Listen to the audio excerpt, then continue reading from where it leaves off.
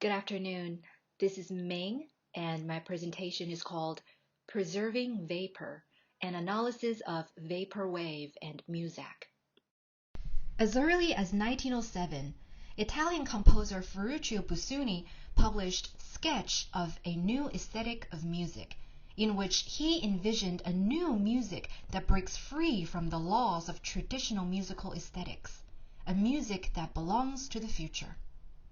This new music is the product of its generation when technological development took place in Europe after the Industrial Revolution, and when technology-savvy musicians such as Edgar Varese started to experiment with new instruments and electronic resources that add to the great central themes of the musical poem, the domain of the machine, and the victorious kingdom of electricity.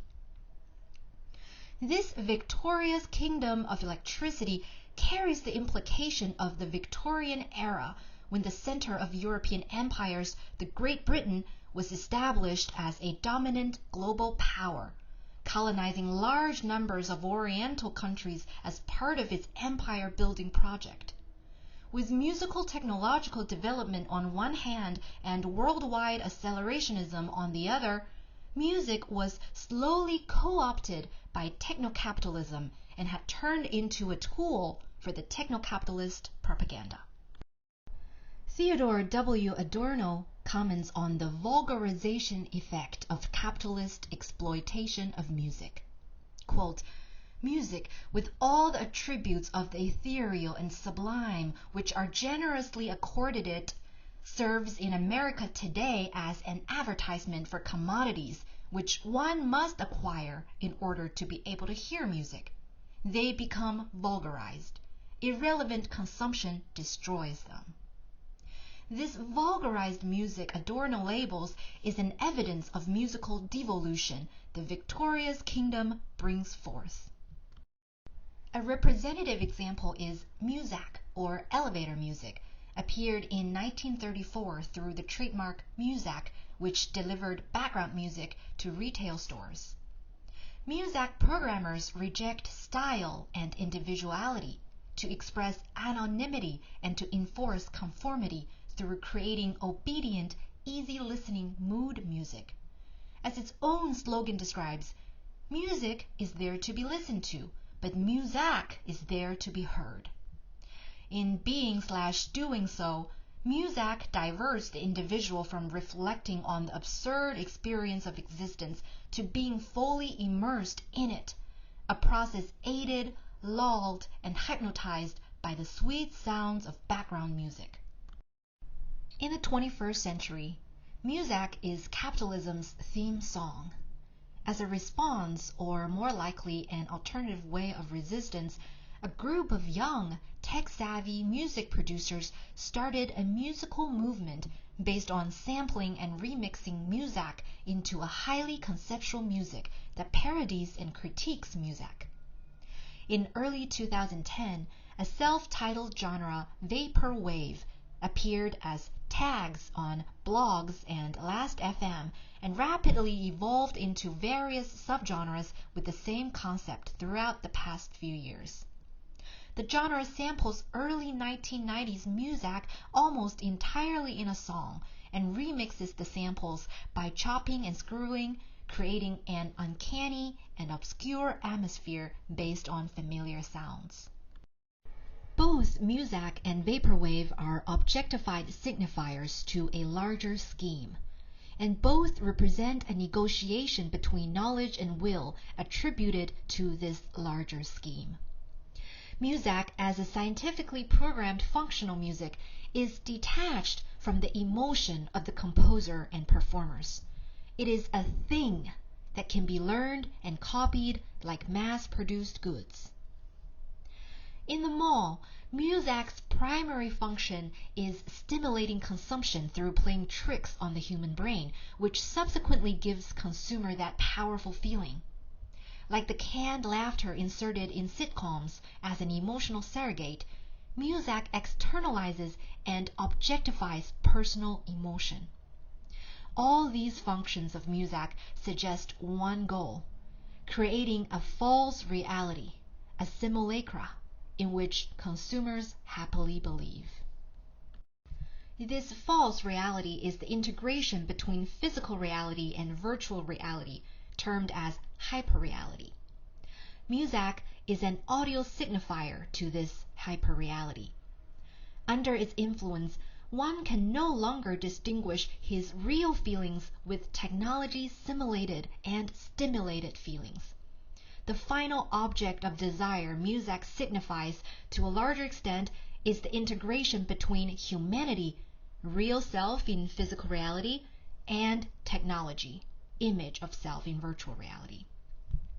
This points to the direction of transhumanism, the integration of human and technology that supposedly enhances the human condition.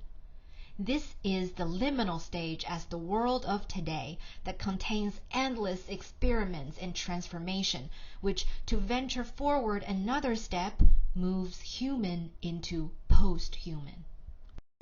As the term indicates, the posthuman era belongs to the post-liminal stage where human will eventually evolve into man-machines and live in a machine-friendly environment. Donna Haraway calls this blended being ether, quintessence, which draws a perfect parallel to the idea of vapor that melts solid into air. This post-biological evolution implies the loss of the preliminal quality, humanity. This sense of loss, as E. L. McCallum argues, brings melancholia, perhaps due to the fear and a general sense of loss that is brewing under the surface of this world. Human beings experience a collective melancholia, externalized as depression and other psychological disorders that sweep the globe. Muzak not only literally alleviates the fear and melancholia as a mind-numbing antidepressant, but also signifies and substitutes mood and affect, the characters that belong to humanity. The post-human world means the death of humanity and the loss of real human feelings. But the consumer refuses to face it, so he grasps on a substitute of humanity that feels for him, which in and of itself is a false image. On the other side, Vaporwave contains criticisms of and rebellion against capitalism in a controversial way. In an interview Harper did with Vaporwave producer New Dreams Ltd., the musician speaks of the political implication of the genre. Quote, "I think it's very important that we as musicians react to our world. I guess part of me misses the era of protest songs. Now everything is a protest song. Now I feel like the most effective social commentary is the one without dialogue, honestly." Vaporwave, in this sense, is considered as a new form of protest against today's world and its techno-capital progress. A notable artist who helped define the Vaporwave scene is the New York-based producer James Ferraro. His 2011 album Far Side Virtual, viewed by many music writers, was an original work of Vaporwave that catalyzed the movement. Musically, this album appropriates and remixes Muzak with samples of computer sounds such as Skype login and Windows shutdown sounds, layered with artificial drum beats and instrumental melodies. It was produced completely with GarageBand, which substitutes real instruments and gives off the vibe of cheap digital sounds. Oh, sir, more wine. Yes, yes, please. Another look at the menu. You've got it, sir. Anything you want. Just give us a shout. By the way, the chef suggests the Australian coral reef roll. £1,000.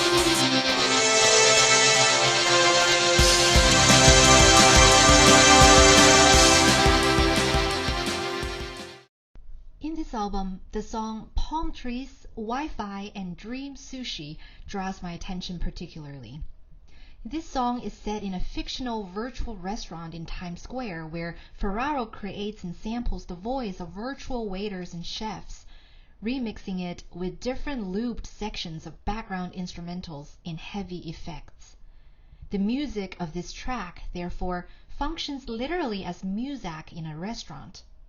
As the name indicates, the hyper-reality created by techno-capitalism is globalized, where palm trees that supposedly belong to the beach coexist with Dream Sushi, the food of the Far East, through the bridge of Wi-Fi. Much like the troupe of Cyborg, where all boundaries blurred, this song exposes a boundaryless world wrapped up in a virtual restaurant that is indeed quite dark. Now please click on the second audio clip for a short music example. As you hear, Ferraro magnifies the absurdity by throwing in an exaggerated unit of weight to the order of Australian coral reef roll. How could anyone eat 1,000 pounds of anything in one meal? This rhetoric seems to suggest that in a hyperreal society, food is not there to be eaten, but to be bought. The goal of business is no longer to serve customers' needs, but to use the customer to feed the man-eating machine of capitalism. Vaporwave embodies a liminal world moving toward the far side. It is scared of this transformation, but it rather accelerates destruction with a faint hope for a new post-apocalyptic world than trying to stop it, because no one will listen.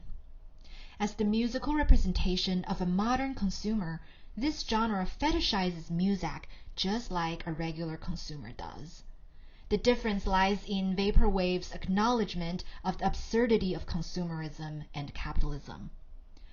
It is a sad and dark genre because no matter how enlightened Vaporwave producers are, actual social change against the post-liminal stage is impossible.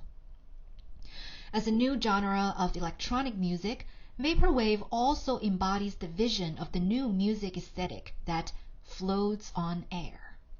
It samples the sounds from the kingdom of electricity, although not so victorious, and disrupts any musical tradition or law. It is music and anti-music.